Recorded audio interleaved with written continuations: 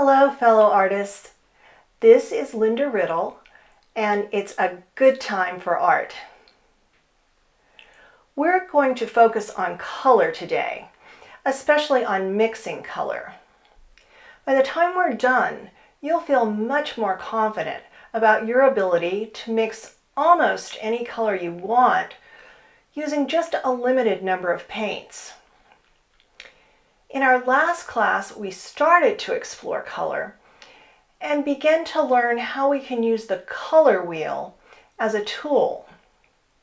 If you didn't watch that video, I suggest you go back and watch that first. We'll be building on what we learned in today's lesson. Our class today will be especially fun. I'm going to introduce you to an artist whose work is sure to make you smile. Wayne Thiebaud is one of the world's greatest living artists. In the 1960s, he became known for his luscious paintings of pies, frosted cakes, and other typical American treats. Thiebaud began his artistic studies in high school, taking summer classes in commercial art and working as an apprentice in the Disney animation studio. Later, he worked as a commercial artist in Los Angeles and New York. His interest in layout and design led him to explore composition in the work of artists past and present. Wayne Thiebaud's use of solid outlines on a stark background has much in common with advertising images. Pastry displays in shop windows inspired his paintings of food.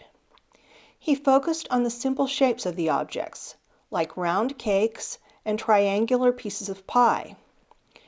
Thiebaud uses strong light and shadow in his paintings. He is known for his thick, saturated brushstrokes and strong use of color. When he starts a painting, he begins drawing with a light color and makes corrections to his drawing with a darker color. This creates a halo effect around the objects in his paintings. He applies his paint in a way that it literally mimics the element it depicts, like icing on a cake. He calls this object transference. When painting a cake, Thiebaud says he is painting an object that has already been painted.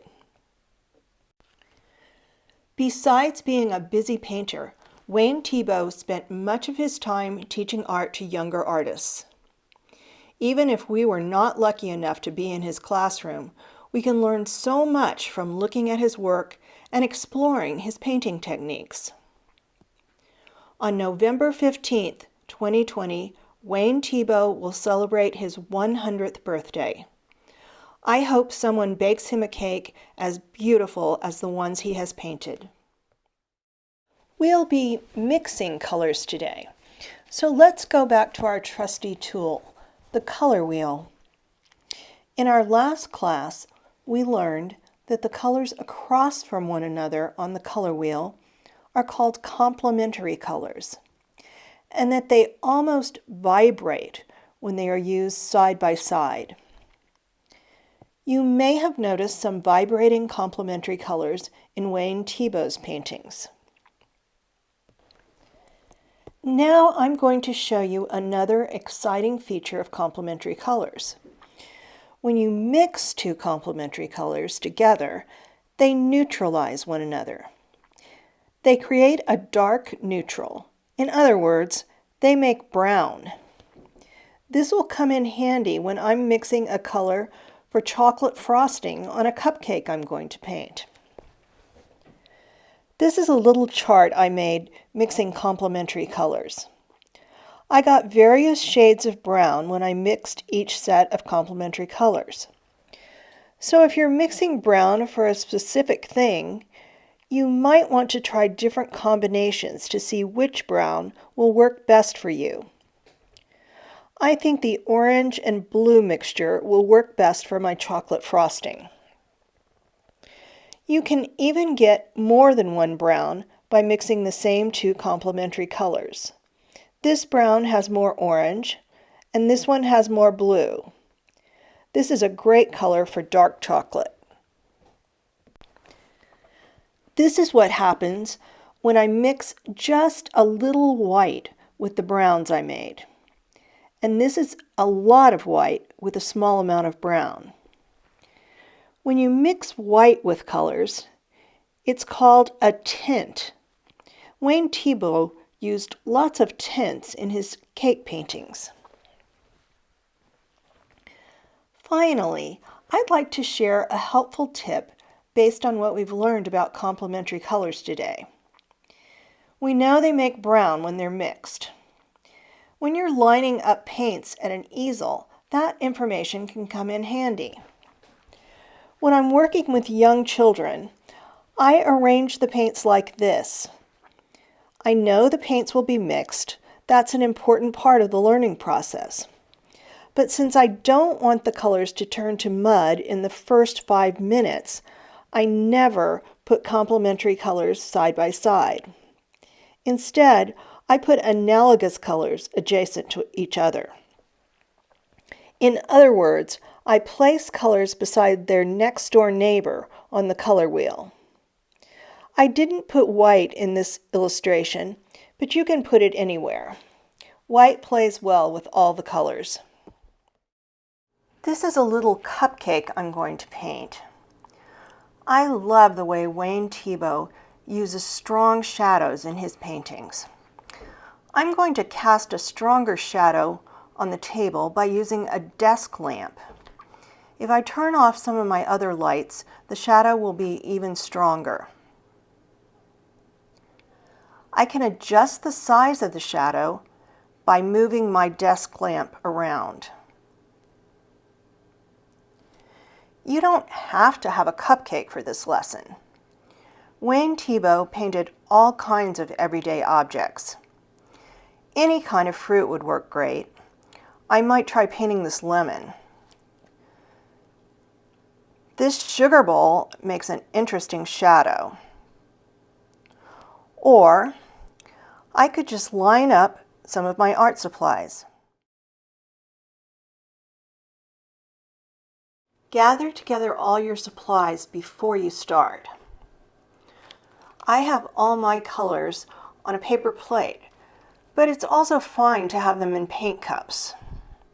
I'm going to need a lot of white, so I have a separate container for that.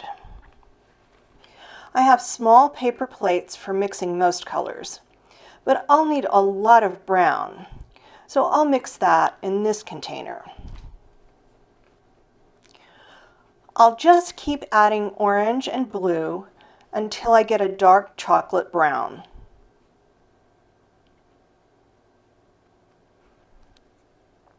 I like the paints I'm using most to be thick, like Wayne Thiebaud's paint. So I mixed some all-purpose flour into the white, and I'll also add it to the brown and stir well. I'd also like the paint to have a little sheen, so I'm adding some liquid detergent also. This part is optional. I just thought it would be a fun experiment. I also have water, paintbrushes, and paper towels. I'm going to do my best to imitate Wayne Thiebaud's technique, although I'll be using tempera paint, which doesn't have the same richness and juiciness of the oil paints he uses. I'm going to draw my composition directly with paint, starting with a light color, and then making adjustments with progressively darker colors.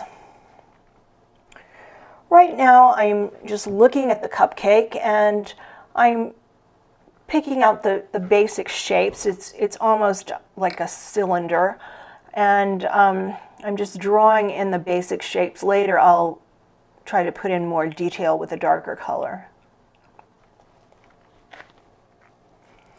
If you don't feel confident starting with paint, you could always use colored chalk or oil pastel.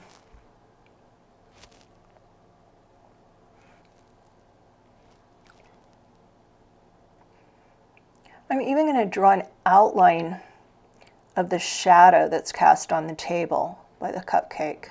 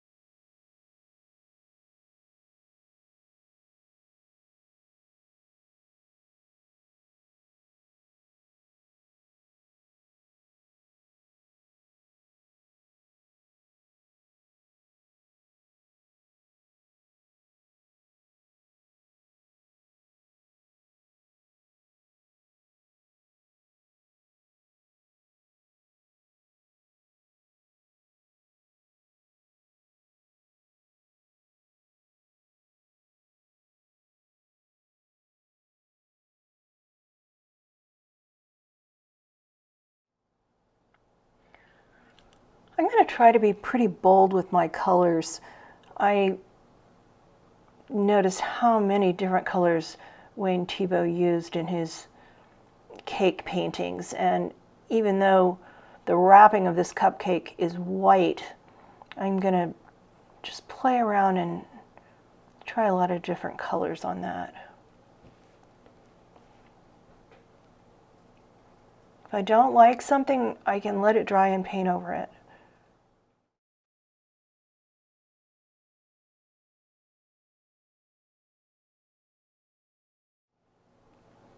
Making that side of the cupcake wrapper a little darker because that's a shadow side. Now I'm going to try to play around with that big cast shadow, and I just love the way Wayne Thiebaud did his shadows. A lot of times there were several different colors, so this will be a fun experiment. But I'm definitely making it pretty dark.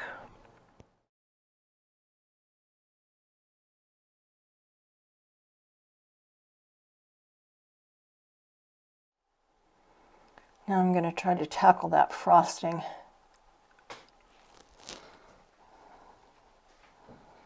What I'm hoping to do is make it look really thick, like frosting. Try to do that thing that Wayne Thiebaud calls object transference, where the paint actually looks like the thing that it is.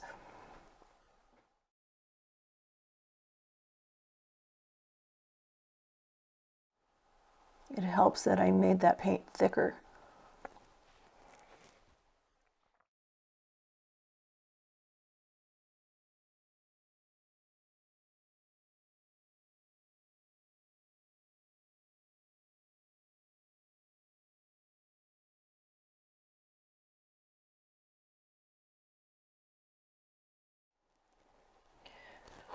Now I'm going to start working on the background, and even though it's basically going to be white, I'm going to add a little bit of yellow and maybe a touch of some other colors, so it's just a slight off-white.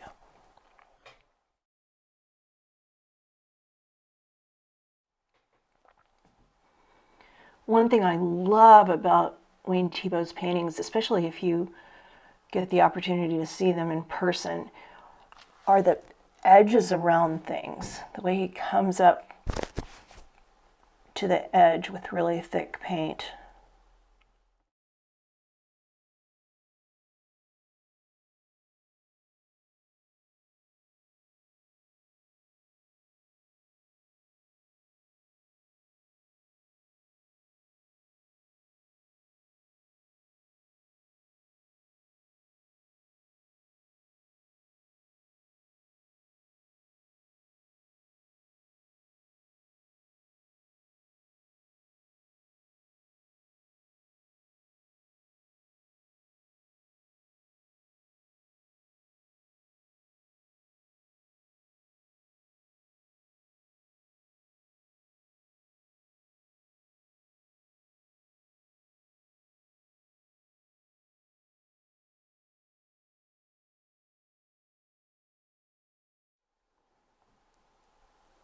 So once I finish this background, I'm just going to keep playing around with this painting. What I may do is let it dry and then make a few other adjustments. So this is the painting I was demonstrating for you, and I've come back and made a few changes bit by bit. It's really fun to just let things dry and come back and make changes as you notice things that you'd like to improve. The one thing I would do differently if I were to do this one again is to make the cupcake a little bigger. I think that would be a nicer composition. This one looks a little lonely in all this space here.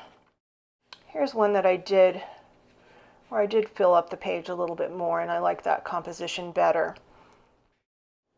And there's one more little cupcake experiment. One thing I noticed about the tempera paint is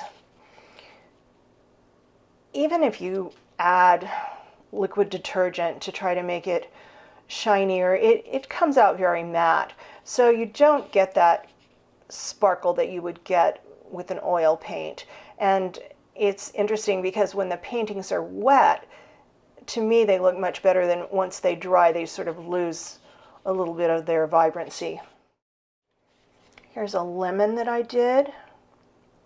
I used some tempera paint sticks. Here's the container that they came in. They just came from Michael's. And I did another little lemon with a type of paint that's called gouache. It looks like this, and it's really just an opaque watercolor. As you can see, it's easier to be a little more precise and get more detail with that type of paint. I don't know about you, but learning about Wayne Thiebaud has made me so excited about painting, and I hope you feel the same way.